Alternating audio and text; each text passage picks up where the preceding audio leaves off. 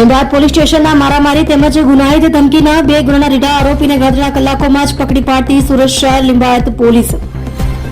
Inspector Shri D ચૌહાણ નાઓની સૂચના અને માર્ગદર્શન હેઠળ પોલીસ સ્ટેશન વિસ્તારમાં શરીર સંબંધી તેમજ મિલકત સંબંધી ગુનાઓમાં નાસ્તા ફરતા આરોપીઓને શોધી કાઢવા સારું અત્રેના પોલીસ સ્ટેશનના સર્વેલન્સ સ્ટાફના પોલીસ સબ ઇન્સ્પેક્ટર કે.એચ. ચૌધરી નાઓ તથા પોલીસ માણસોની અલગ અલગ ટીમો બનાવી નાસ્તા ફરતા આરોપીઓને પકડી પાડવા માટે વર્કઆઉટ કરતા હોય તે દરમિયાન અત્રેના પોલીસ સ્ટેશનમાં સ્ટાફમાં ફરજ બજાવતા હેડ કોન્સ્ટેબલ શૈલેષભાઈ કાળાભાઈ તથા પોલીસ કોન્સ્ટેબલ અનિલકુમાર અમરસિંહભાઈ તથા પોલીસ કોન્સ્ટેબલ હરેશભાઈ મંગળભાઈ નાઓએ ટેકનિકલ વર્કઆઉટ કરી હ્યુમન રિસોર્સના આધારે તેઓના અંગત અને વિશ્વાસુ બાતમીદાર મારફતે બાતમી હકીકત મેળવી લીંબાયત પોલીસ સ્ટેશનમાં મારામારીના ગંભીર ગુનામાં ફરિયાદી શ્રી ફૈઝાન ઉર્ફે ડમો ઇરફાન સૈયદ નાઓના ઘરના નાકે મોજે સુરત લીંબાયત રુસ્તમ પાર્ક ગલી નંબર 3 પાર્લરવાળી ગલીમાં ઉભેલ હોય તે વખતે વસીમ ઉર્ફે કાલિયા તથા નાઝિમ ઉર્ફે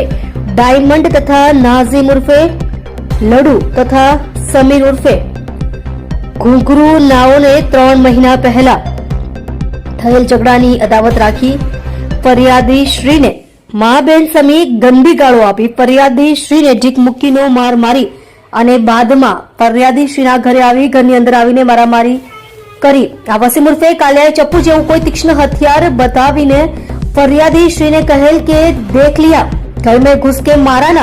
अब हमारे खिलाफ पुलिस केस किया तो तुझे पूरा खत्म कर दूंगा तेम चांदी मारी नाखवानी धमकी आपीने બધા ચાલી ગયેલ હોય જે ઈડા ગુનેગારને ગણતરીના કલાકોમાં જ પકડી પાડી તેની વિરુદ્ધમાં કાયદેસરની કાર્યવાહી કરેલ છે।